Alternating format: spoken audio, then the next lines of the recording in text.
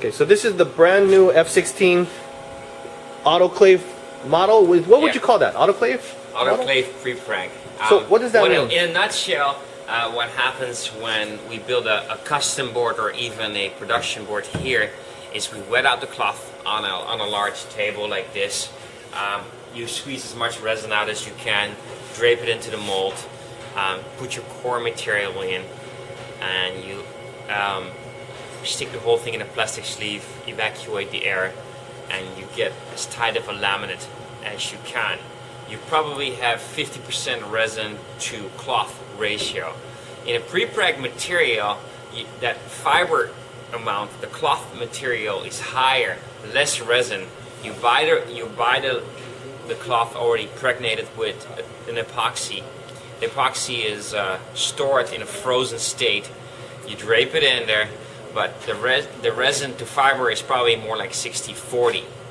And the only way that cloth cures is by elevating the temperature.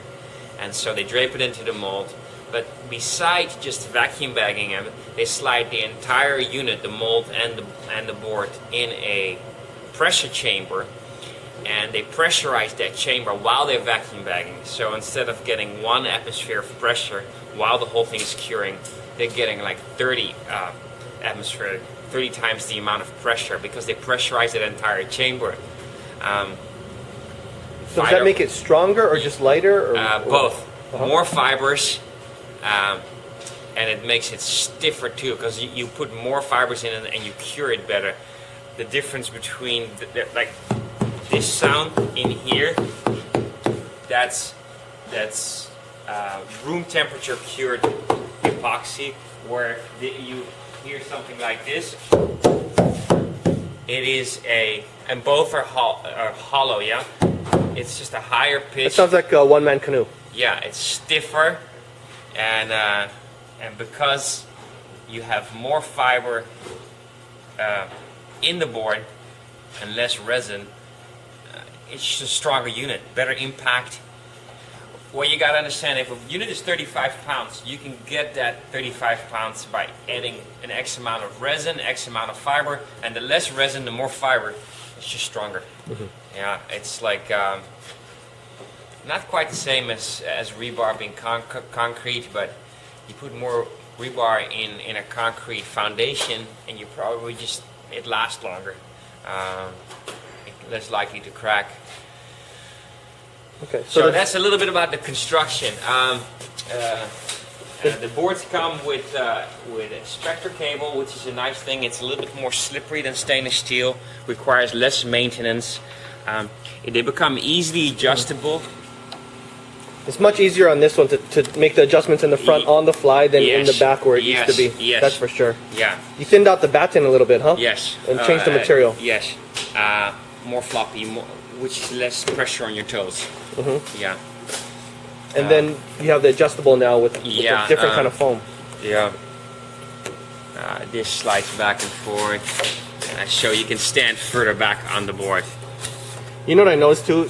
If you leave this a little bit loose, you can just move it on the fly. Yes, with your foot. We've been doing that too, and we'll probably come up with something that doesn't even have a button on here, because it's not like the thing is flying off. Right. But more like a friction device, where there's a slight amount of friction, and you can, as you go, and possibly even a small bump in here where you can get your toe in there and pull it back. But that's all getting defined.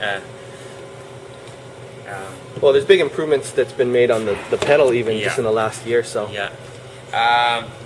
What else? This is we went back to a crossbar again. We used to have the wheel. I found that this is more secure.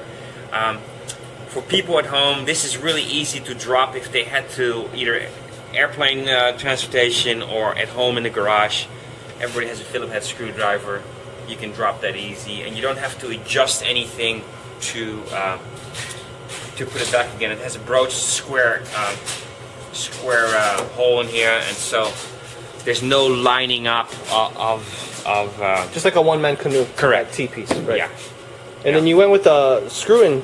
Yeah, piece on the back. we went back to screw in, because we had complaints, people with the EV that had a leash cup insert here and with the cork, the rubber cork, and it knocking it off. And so I was concerned with that.